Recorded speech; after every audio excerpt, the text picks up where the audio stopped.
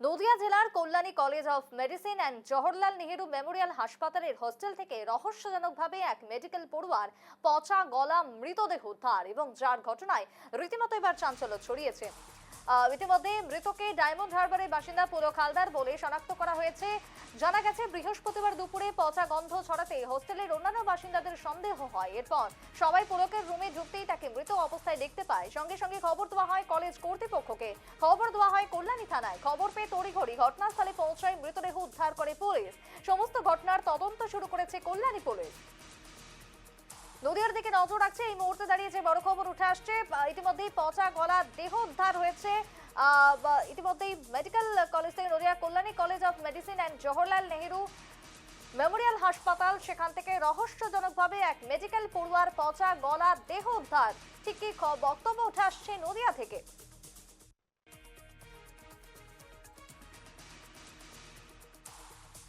ঘটনা হচ্ছে 20 তারিখে এই যে আমার ভাইপো যে এই যে খাওয়া দাওয়ার পরে এই যে আজকের 26 তারিখ, এই যে এর মধ্যে হোস্টেল কর্তৃপক্ষ এরা কি করছিল, এই ছেলেটা খেলো না কেন, বা সে কি করছে, বা সে চিঠি দিয়েছে 4-5 দিন ধরে সেই ছেলে।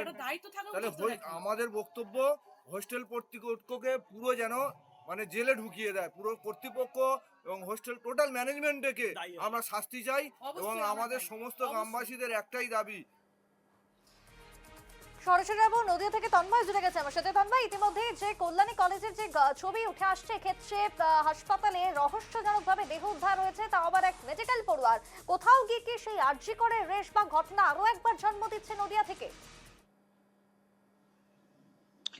একদমই দেখো সেই ধরনের ঘটনা। এবং বেশ কিছুদিন আগে কিন্তু যাদবপুর ইউনিভার্সিটিতে একটি ছাত্রের রহস্য মৃত্যু হয়েছিল এবং সে সুসাইড করেছিল বলে জানা যায়। সেও নদিয়ার বাসিন্দা ছিল। তারপরে কিন্তু আবার আরেকটি ঘটনা, অর্থাৎ এই যে কল্যাণী যে পঞ্চম বর্ষের চূড়ান্ত বর্ষের এই ছাত্র, তার এই মৃত্যুকে কেন্দ্র করে রীতিমতো রহস্যের দানা বেঁধেছে এবং কল্যাণী থানার থেকে কিন্তু রীতিমতো তদন্ত শুরু করেছে। তার পুলক হালদার, তার বাড়ি হচ্ছে ডায়মন্ড হারবার এলাকায় এবং সে জওহরলাল মেডিকেল কলেজের তিনি স্টুডেন্ট। এবং এখানে দেখা যাচ্ছে যে এই ধরনের যে মৃত্যুর ঘটনা, এই ঘটনাকে কেন্দ্র করে রহস্যের দানা বেঁধেছে এবং তার এই হোস্টেল থেকে, অর্থাৎ এই জওহরলাল নেহরুর যে হোস্টেল, সেই হোস্টেল থেকে পচা গলা দেহ উদ্ধার।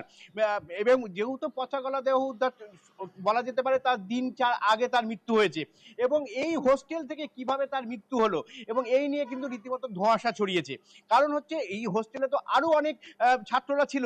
তাহলে কি কোনো র্যাগিং এর মাধ্যমে তাকে কি মেরে ফেলা হলো, না কোনো মাদক খাইয়ে মেরে ফেলা হলো, না এই যে তত্ত্ব খাড়া হচ্ছে সেইগুলো কিসের কারণে? কার পরিবারের পক্ষ থেকে কিন্তু লিখিত অভিযোগ দায়ের করা হয়েছে এবং সেই অভিযোগের ভিত্তিতে কিন্তু কল্যাণী থানার পুলিশ কিন্তু গোটা ঘটনা তদন্ত শুরু করেছে। আদৌ কি সত্যি ঘটনা কি উঠে আসবে সেই নিয়ে কিন্তু রীতিমতো বিরোধীরা কিন্তু খবর তুলেছেন। পাশাপাশি এই ঘটনায় কিন্তু তদন্ত ইতিমধ্যে চলছে এবং কল্যাণী থানার পুলিশ কিন্তু গোটা ঘটনার তদন্ত শুরু করেছে। তদন্তের পরেই কিন্তু গোটা ঘটনার তথ্য উদ্ঘাটন হবে। তবে এখনো পর্যন্ত তার দেহ কিন্তু ময়না তদন্ত করা হয়েছে এবং তার পরিবারের হাতে তুলে দেওয়া হবে আজ, এটা কিন্তু জানা গেছে। এই পর্যন্ত কিন্তু এখনো পর্যন্ত আপডেট রয়েছে, কিন্তু তার পরবর্তী ক্ষেত্রে এই তদন্তে কি উঠে আসে সেদিকে কিন্তু দেখার বিষয় থাকছে। একেবারে তাই তন্ময়, ধন্যবাদ তোমায়। অর্থাৎ এই ঘটনার কি কারণ থাকতে পারে বা কোন ঘটনার সূত্র ধরে আজকের এই ভয়ঙ্কর মর্মান্তিক ছবি উঠে এসেছে নদিয়ার বুকে, তা নিয়ে তদন্ত চলছে। ইতিমধ্যে পুলিশ ঘটনার তদন্ত শুরু করেছে। তবে বারবার বাংলার বুকে একের পর এক শিক্ষক যে পড়ুয়া রয়েছে বা ছাত্রছাত্রীরা রয়েছে, তাদের দেহ উদ্ধারের ঘটনায় চাঞ্চল্য ছড়াচ্ছে। যে মেডিকেল পড়ুয়ারা কতটা নিরাপত্তার মধ্যে বাংলাতে রয়েছেন বা কাজ করছেন, তা নিয়ে সংশয়, আতঙ্ক মানুষের মনে।